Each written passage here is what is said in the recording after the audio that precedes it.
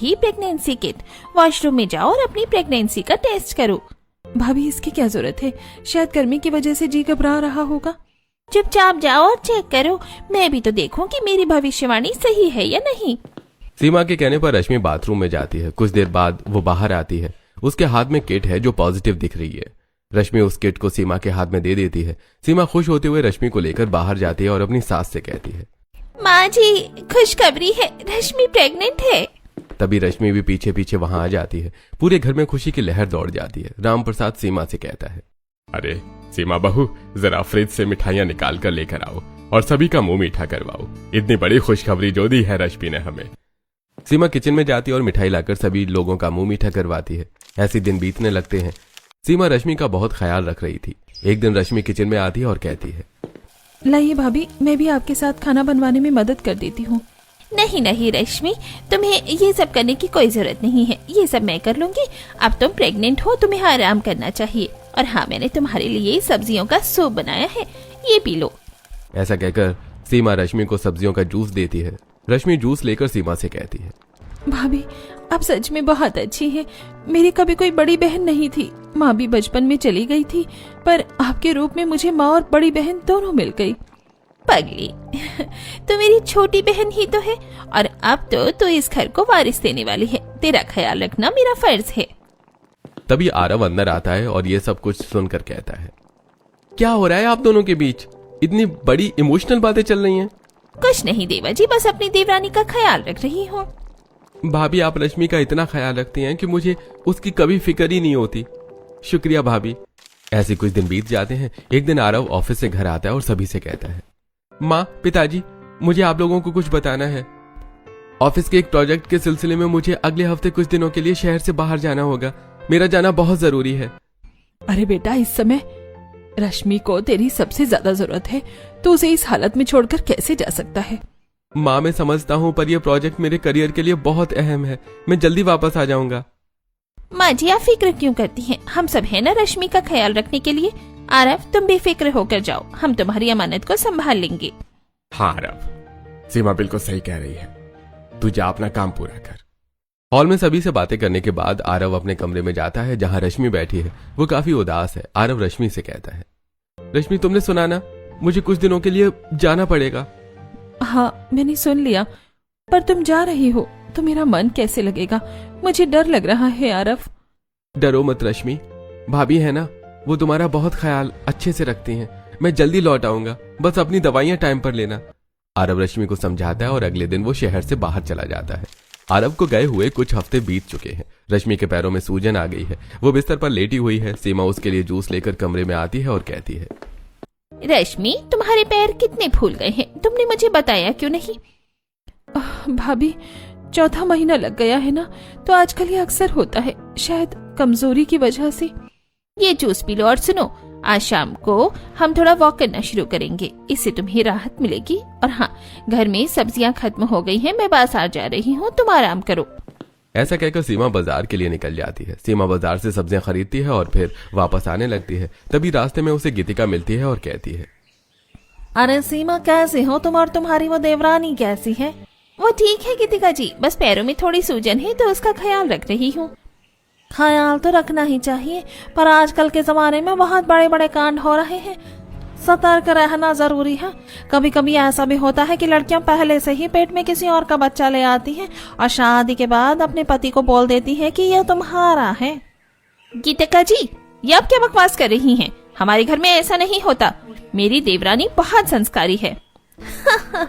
होने को तो कुछ भी हो सकता है, मेरा काम था आपको आगाह करना, आगे आपकी मर्जी।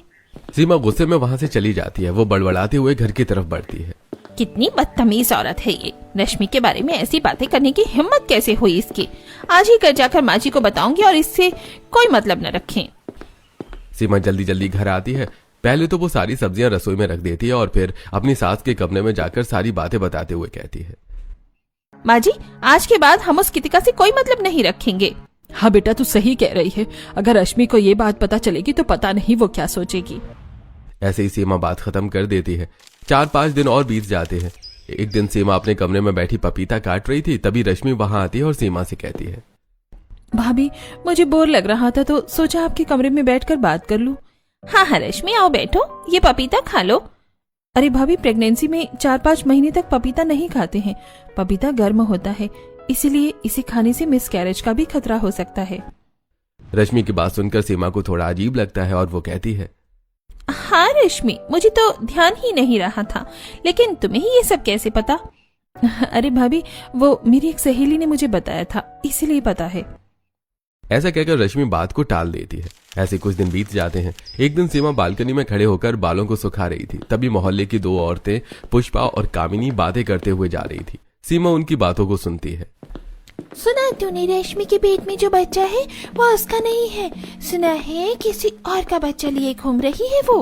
अरे बहन, मैंने तो यहाँ तक भी सुना है कि वो पैसे लेकर अपनी कोख बेचती है।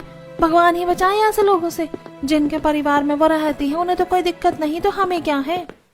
बातें करते हुए दोनों वहां से चली जाती हैं।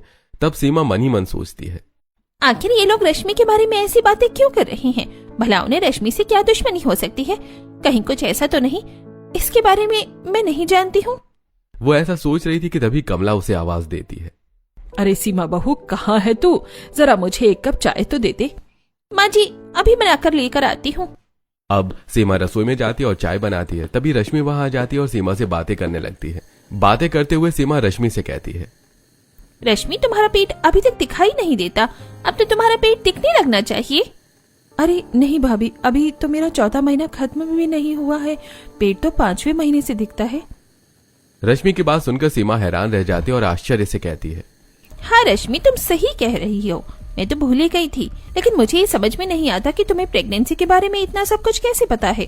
रश्मि बात को टाल देती है। ऐसे कुछ दिन बीत जाते हैं और अब रश्मि का बेबी बम्प दिखाई देने लगा था। एक दिन रश्मि को देखकर कमला सीमा से कहती है, सीमा बहू, अब तो रश्मि का पेट बड़ा होने लगा है। तू ऐसा कर कि आज बाजार चली जा और उसके लिए कुछ गाउन खरीद कर ले आ।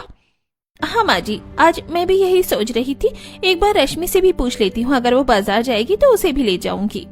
उधर रश्मि अपने कमरे में फोन पर आरव से बात करते हुए कहती है, आरव, तुम कब तक आओगे? मुझे तुम्हारे बिना बिल्कुल अच्छा नहीं लगता है। क्या करूं रश्मि, मैं यहाँ पर फंस गया हूँ। जब तक मेरा प्रोजेक्ट कंप्लीट नहीं हो जाता मैं नहीं आ सकता। वैसे भाभी और माँ तो तुम्हारा ख्याल रख रही होंगी ना? हाँ आरव, बहुत ख्याल रखती हैं। तभी सीमा वहां जाती है। सीमा को देखकर रश्मि फोन रख देती है और सीमा रश्मि से कहती है, रश्मि, मैं ये कह रही थी कि मैं तुम्हारे लिए गाउन खरीदने बाजार जा रही हूँ, अगर तुम्हें मेरे साथ चलना है तो तुम भी चलो। नहीं भाभी, लेकिन आप जा रही हो तो गाउन के साथ साथ मेरे लिए इमली और कच्चे आम भी ले आना। हाँ हाँ, तुम चिंता मत करो, मैं ले आऊंगी। सीमा बाजार के लिए निकल जाती है। सबसे पहले वो एक अंडरगारमेंट की दुकान पर जाकर रश्मि के लिए अलग अलग तरह की 2-3 गाउन खरीदती है। उसके बाद सब्जी बाजार आती है और आम और इमली खरीदती है। फिर वापस आने लगती है। रास्ते में उसे उसकी 2 सहेलियां जानवी और नीलिमा मिल जाती हैं। दोनों रुककर सीमा से बात करने लगती है। जानवी कहती है, और सीमा, बाजार से आ रही हो क्या? क्या लिया? कुछ नहीं जानवी, बस रश्मि का खट्टा खाने का मन कर रहा था तो उसके लिए इमली और आम लेकर जा रही हूँ। इमली? अच्छा, देवरानी का तो बड़ा ख्याल रख रही हो, पर क्या तुम्हें पता है कि वो कैसी लड़की है? कैसी लड़की मतलब? तुम लोग क्या कहना चाहती हो? सीमा, तुम बहुत भोली हो। मोहल्ले भर में बातें हो रही हैं कि तुम्हारी देवरानी सैरोगेट मदर रह चुकी है। उसने पैसों के लिए अपनी कोख बेची है। और क्या ये पता है बच्चा भी किसी और का ही हो? अपनी जबान को लगाम दो जानवी, रश्मि के बारे में एक शब्द और मत बोलना। हम झूठ नहीं बोल रही, पूरा मोहल्ला कह रहा है। अगर यकीन नहीं होता तो उस नर्स गीतिका से पूछो, उसने खुद रश्मि को अस्पताल में देखा था।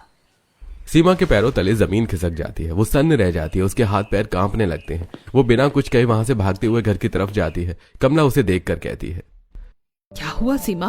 तू बहुत परेशान दिखाई दे रही है। कुछ नहीं माँ जी, बस मुझे थोड़ा चक्कर आ गया था। मैं ऐसा करती हूँ, अपने कमरे में जाकर आराम करती हूँ। ऐसा कहकर सीमा अपने कमरे में जाती है और सारा सामान एक कोने में रखकर बेड पर लेटकर आराम करने लगती है। तभी मोहन वहां आता है और सीमा को परेशान देखकर कहता है, क्या बात है सीमा, तुम काफी परेशान दिखाई दे रही हो। बात ही कुछ ऐसी है, पिछले कुछ दिनों से रश्मि के बारे में मोहल्ले में लोग अलग अलग तरह की बातें कर रहे हैं। समझ में नहीं आ रहा कि आखिर वो रश्मि के बारे में ऐसी बातें क्यों कर रहे हैं। मेरे बारे में तो उन्होंने कभी ऐसी कोई बात नहीं की। सीमा की बात सुनकर मोहन उससे कहता है, हाँ सीमा, मैंने भी कुछ बातें अपने दोस्तों के मुंह से सुनी है, लेकिन उन बातों की कोई सच्चाई नहीं है। तुम इन बातों को दिल से मत लगाओ, लोगों का क्या है, वो तो कुछ ना कुछ कहते ही रहेंगे। मोहन की बात सुनकर सीमा चुप हो जाती है। ऐसे ही धीरे धीरे कुछ दिन और बीत जाते हैं। एक दिन सीमा कमला के पास बैठकर बातें कर रही थी, तभी रश्मि वहां आती है और कहती है, माँ जी, अब मेरा 7वां महीना खत्म होने वाला है और 8वें महीने में मुझे दूध में घी डालकर खाना है ताकि मेरी डिलीवरी आसानी से हो सके। हाँ बेटा, इसलिए मैंने घी पहले से ही मंगा कर रख दिया है। तू जब से चाहे खाना शुरू कर सकती है। लेकिन सीमा रश्मि की बात सुनकर चौंक जाती है और मन ही मन सोचती है, रश्मि की ये पहली प्रेगनेंसी है, लेकिन उसे सब कुछ इतनी बारीकी से पता है जैसे कि वो पहले से ही ये सब कुछ जानती है। ऐसे कुछ दिन और बीत जाते हैं। एक दिन सीमा कमला के पास आती है और कहती है, माँ, रश्मि कहीं दिखाई नहीं दे रही है, क्या आपने देखा है कि वो कहाँ है? हाँ बेटा, उसे रूटीन टेस्ट के लिए जाना था, सो रही थी तू, तो वो अकेले ही चली गई। माँ, रश्मि को मुझे जगा लेना चाहिए था और बेचारी वो अकेली गई है। खैर कोई बात नहीं, ऐसा करती हूँ कि मैं उसे खुद जाकर देख लेती हूँ। ऐसा कहकर सीमा रश्मि को देखने के लिए अस्पताल निकल जाती है। सीमा जानती थी कि रश्मि हमेशा ही पड़ोस के अस्पताल में ट्रीटमेंट करवाती है। सीमा वहां पहुंचती है और डॉक्टर के केबिन की तरफ जाने लगती है। तभी सामने से रश्मि किसी अनजान आदमी के साथ आते हुए उसे दिखाई देती है। सीमा रश्मि को देखकर दीवार के पीछे छुप जाती है। रश्मि के जाने के बाद वो पड़ोस में खड़ी एक नर्स से पूछती है, सुनिए, ये जो औरत थी उसके साथ वो आदमी कौन था, क्या बता सकती हैं? अरे भाई, औरत प्रेग्नेंट है तो उसके साथ उसका पति ही होगा ना, अजीब सा सवाल है। ऐसा कहकर नर्स वहां से चली जाती है। सीमा के पैरों तले तो जैसे जमीन ही खिसक जाती है। वो थके कदमों से घर वापस आने लगती है और मनी मन सोचती है, हे भगवान, ये सब क्या हो रहा है? मुझे तो कुछ समझ भी नहीं आ रहा है। मोहल्ले वालों की बातें, गीतिका के ताने और आज हॉस्पिटल में रश्मि का इस तरह किसी गैर मर्द के साथ आना, आखिर ये सब क्या चल रहा है? सीमा घर की तरफ वापस आ रही थी, तभी रास्ते में उसे जानवी मिलती है और वो सीमा से कहती है, अरे रश्मि, तुम इतनी जल्दी जल्दी कहाँ से आ रही हो? बस ऐसे ही थोड़ा काम से गई थी। वैसे तुम्हारी देवरानी किसी दूसरे आदमी के साथ हॉस्पिटल से बाहर निकलती दिखाई दी थी। मैं तो कहती हूँ कि अभी भी तुम्हें इस बात की चिंता करनी चाहिए कि कहीं ऐसा ना हो कि उसके पेट में जो बच्चा है वो उसका नहीं है। देखो जानवी, फालतू बातें करना बंद करो, ऐसा कुछ भी नहीं है। तुम ये सब इतने विश्वास से कह सकती हो? कैसे? अरे गीतिका ने खुद उसे अपनी कोख बेचती हुई देखा है। तुम्हें यकीन नहीं आता तो जाकर खुद गीतिका से पूछ लो। ऐसा कहकर जानवी वहां से चली जाती है। सीमा के मन में तो जैसे तूफान उठ रहा था। वो तेज कदमों से घर आती है तो रश्मि उससे कहती है, अरे भाभी, आ गई आप? माँ जी ने मुझे बताया था कि आप मुझे देखने अस्पताल गई हैं, लेकिन मेरा काम जल्दी खत्म हो गया था तो मैं वहाँ से निकल कर आ गई थी। फिर मैंने आपको फोन किया तो पता चला आप फोन घर पर ही छोड़ कर गई हैं। हाँ रश्मि, वो धोखे से छूट गया था। अच्छा ऐसा करो कि तुम किचन में जाकर खाना बना लो, मेरे सर में थोड़ा दर्द है तो मैं थोड़ी देर आराम कर लेती हूँ। सीमा की बात सुनकर रश्मि किचन में जाती है और खाना बनाने लगती है। तो वहीं सीमा चोरी से रश्मि के कमरे में घुस जाती है और मेडिकल रिपोर्ट ढूंढने लगती है। तभी सीमा के हाथ में मेडिकल रिपोर्ट आ जाती है। वो उसे खोलकर पढ़ती है तो उसमें पिता की जगह आरव का नहीं बल्कि किसी और आदमी का नाम लिखा था। यह देखकर सीमा पूरी तरह से हैरान हो जाती है और अपने आप से कहती है, हे भगवान, इसका मतलब ये है कि वो बच्चा देवर्षि का नहीं है तो फिर किसका है? कौन था वो आदमी? इन सारे सवालों के जवाब शायद मुझे सिर्फ गीतिका ही दे सकती है। अब सीमा बिना किसी को कुछ बताए तेज कदमों से गीतिका के घर पहुंचती है। गीतिका उसे देखकर कहती है, आओ सीमा, मुझे पता था कि तुम एक ना एक दिन मेरे पास जरूर आओगी। मुझे बस ये जानना है कि तुम रश्मि के बारे में जो कह रही हो उसका सबूत क्या है? तुम ऐसे ही किसी की इज्जत पर कीचड़ नहीं उछाल सकती। इज्जत? सीमा, इज्जत तो तब होती है जब इंसान ईमानदार हो। तुम सच जानना चाहती हो अपनी देवरानी की बात? तो सुनो, आज से करीब 7-8 महीने पहले जब रश्मि की शादी भी नहीं हुई थी, मैंने उसे सिटी हॉस्पिटल के फर्टिलिटी वार्ड में देखा था। वो एक रईस कपल के साथ वहां आई थी और वहां सरोगेसी के पेपर साइन कर रही थी। उसने अपनी कॉक किराए पर दी थी और जानते हैं क्यों? पैसों के लिए। मैंने खुद सुना था उसे डॉक्टर मेहता से बात करते हुए। वो कह रही थी कि उसे बड़ी रकम की सख्त जरूरत है। अब आप खुद सोचिए, जो लड़की शादी से पहले यह सब कर सकती है वो शादी के बाद क्या नहीं कर सकती? नहीं, ये झूठ है, रश्मि ऐसी नहीं है। अरे क्या तुम्हें यकीन है कि वो आरव का ही बच्चा है? कहीं ऐसा तो नहीं कि उसने फिर से किसी से सौदा कर लिया हो? गीतिका की बात सुनकर निशा का सिर चकराने लगता है। वो घर वापस आती है और रश्मि को आवाज देते हुए कहती है, रश्मि कहाँ हो तुम? बाहर आओ। कहाँ हो तुम? जल्दी बाहर आओ। क्या बात है सीमा, बहू तो इतना गुस्सा क्यों कर रही है? आने दीजिए सबको बाहर बाजी, मैं सब बताती हूँ। सीमा की आवाज सुनकर रश्मि, मोहन और राम प्रसाद भी हॉल में आ जाते हैं। तब सीमा सभी लोगों से कहती है, रश्मि क्या ये सच है कि तुमने पैसों के लिए अपनी कोख बेची थी?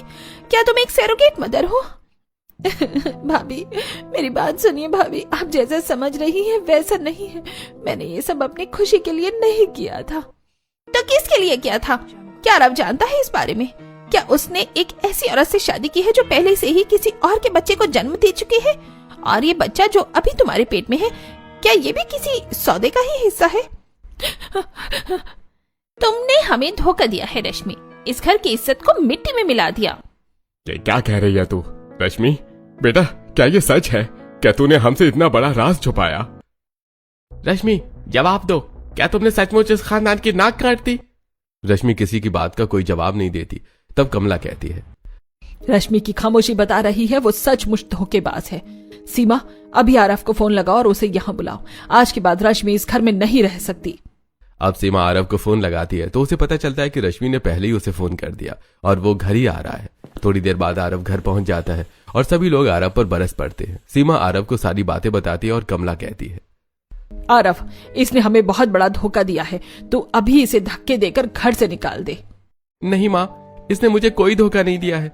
रश्मि एक सैरोगेट मदर है, ये बात मैं शादी के पहले से ही जानता हूँ और मैं ये भी जानता हूँ कि ये मेरा बच्चा नहीं है। क्या आप जानती थी? आपने जानबूझकर एक ऐसी लड़की से शादी की जो किसी और के बच्चे की माँ बनने वाली है? शर्म आनी चाहिए आपको। सीमा भाभी, इसके पीछे रश्मि की मजबूरियां थी। आप लोग एक बार मेरी बात सुन लीजिए। अगर फिर आपको ऐसा लगता है कि रश्मि ने जो किया गलत किया तो हम यहाँ से चले जाएंगे। आज से 5 साल पहले की बात है। रश्मि और मैं एक दूसरे को प्यार करते थे। एक दिन रश्मि रोते हुए मुझे फोन लगाया और बोली, आरव जल्दी से अस्पताल आ जाओ, मैं पिताजी को अस्पताल में भर्ती करवा चुकी हूँ, मुझे बहुत डर लग रहा है। तुम चिंता मत करो रश्मि, मैं थोड़ी देर में पहुंच रहा हूँ। आरव हॉस्पिटल पहुंचता है। तब रश्मि उसे बताती है, आरव डॉक्टर कहते हैं कि पिताजी की जान बचाने का सिर्फ एक ही तरीका है कि उनका हार्ट ट्रांसप्लांट कर दिया जाए और उसमें काफी ज्यादा खर्चा आएगा। मुझे समझ नहीं आ रहा है कि मैं क्या करूं। तुम्हें तो पता है कि मेरी माँ मुझे बचपन में ही छोड़कर चली गई थी और पिताजी के सिवा दुनिया में मेरा कोई नहीं है। मुझे किसी भी तरह उनकी जान बचानी ही होगी। हाँ रश्मि, मैं समझ सकता हूँ। मैं पैसों का इंतजाम करने की कोशिश करता हूँ। आरव ने पैसों का इंतजाम करने की बहुत कोशिश की लेकिन कहीं से भी इंतजाम नहीं हुआ। अगले दिन रश्मि आरव को फोन लगाती है और कहती है, हेलो आरव, तुम घर आ जाओ, मुझे तुमसे कुछ जरूरी बात करनी है। आरव रश्मि के घर पहुंचता है। रश्मि के पिता अंदर वाले कमरे में सोए हुए हैं। तब रश्मि बाहर वाले कमरे में बैठकर आरव से बातें करते हुए कहती है, मैंने सैरोगेट मदर बनने का फैसला किया है और मैं इसके लिए डील कर चुकी हूँ। शायद तुम ये सुनने के बाद मेरा साथ छोड़ दो, लेकिन मुझे कोई अफसोस नहीं है। अपने पिता की जान बचाना मेरे लिए जरूरी था। मुझे जो ठीक लगा मैंने वही किया। आगे फैसला तुम्हारे हाथ में है। रश्मि, मैं तुमसे प्यार करता हूँ और मैं जानता हूँ कि तुमने ये मजबूरी में किया है और मेरा प्यार इतना कमजोर नहीं है कि मैं इतनी सी बात पर तुम्हारा साथ छोड़ दूं। मैं तुम्हारे साथ हूँ। चलो मान भी लिया जाए कि रश्मि ने उस सैरोगेट मदर बनने का फैसला मजबूरी में लिया था, लेकिन अभी उसके पेट में जो बच्चा है वो भी तो किसी और का है। उसके बारे में तुम क्या कहोगे? भैया, ये करने के पीछे भी रश्मि की मजबूरी थी। कुछ दिनों पहले रश्मि को फोन करने पर मैं अस्पताल पहुंचा, तब रश्मि ने मुझे बताया। आरव, डॉक्टर ने कहा है कि पिताजी को कैंसर हो गया है। मुझे कुछ भी करके पिताजी की जान बचानी होगी और उसके लिए मुझे कई लाख रुपए की जरूरत पड़ेगी। हाँ रश्मि, लेकिन इतने पैसे तो नहीं तुम्हारे पास हैं और ना ही मेरे पास। आखिर हम इतनी बड़ी रकम का इंतजाम कहाँ से करेंगे? मैं उसी नर्स से बात कर लेती हूँ जिसने पिछली बार मुझे सैरोगेट मदर बनने के लिए क्लाइंट दिलवाया था।